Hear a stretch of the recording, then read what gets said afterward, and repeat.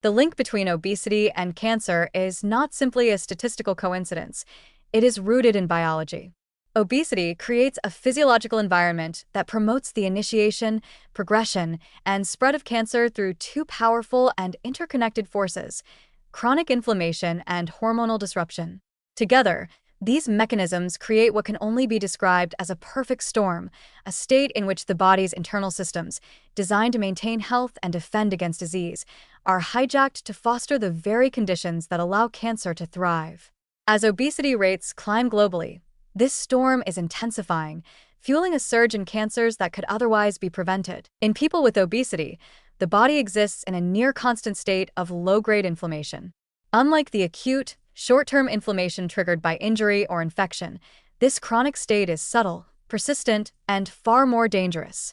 Adipose tissue, particularly visceral fat surrounding the organs, secretes a wide range of inflammatory cytokines, including tumor necrosis factor alpha, TNFA, interleukin-6, IL-6, and C-reactive protein, CRP.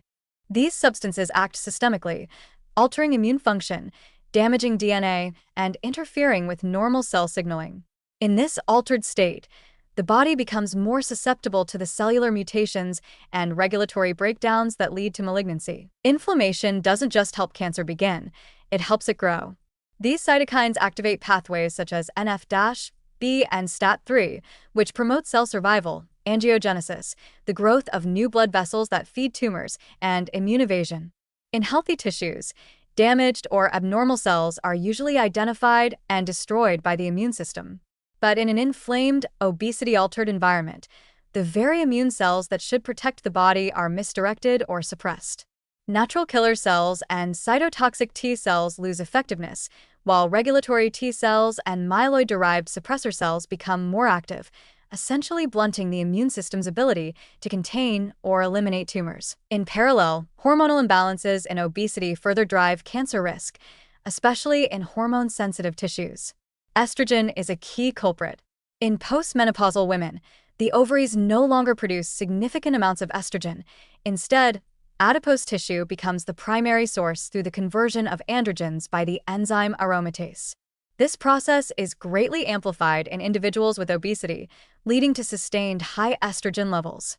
Estrogen stimulates cell proliferation in the breast and endometrium, increasing the chance of mutations and promoting tumor growth.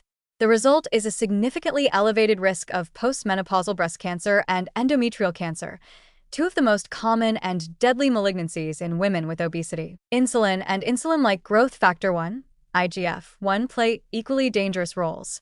Obesity often leads to insulin resistance, which forces the pancreas to produce more insulin to maintain blood sugar levels. High insulin levels, along with elevated IGF-1, act as potent mitogens, molecules that encourage cells to divide. They activate signaling pathways such as PI3K/ACT and mTOR, which promote tumor cell growth and survival. These pathways not only initiate cancer, but support its progression and resistance to treatment. Pancreatic, liver, and colorectal cancers are among the malignancies most closely tied to these hormonal disruptions. The synergy between inflammation and hormones in obesity is what makes the cancer risk so pronounced and so difficult to reverse.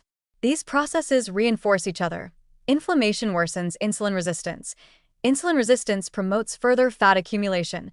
Increased adiposity drives up estrogen production and cytokine release.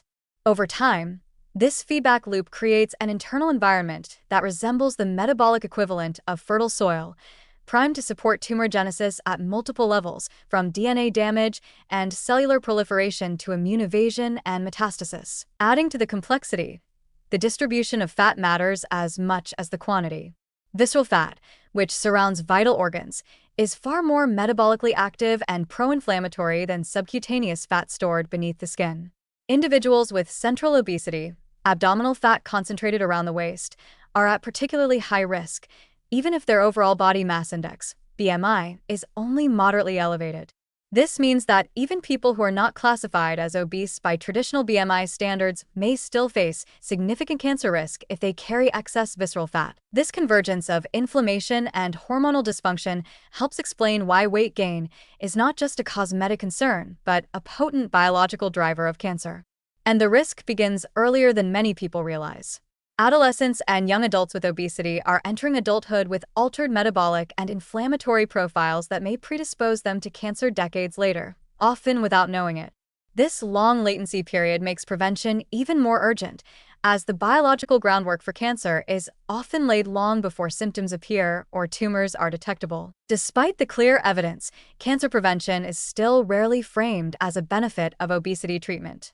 Most public and clinical conversations around weight loss focus on heart disease or diabetes, with cancer mentioned, if at all, as an afterthought. This silence has consequences.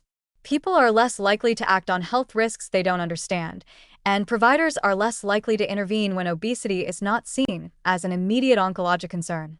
Meanwhile, the biological storm inside the body rages on, building momentum. The connection between obesity, inflammation, and hormonal disruption is not theoretical. It is driving cancer right now in real populations.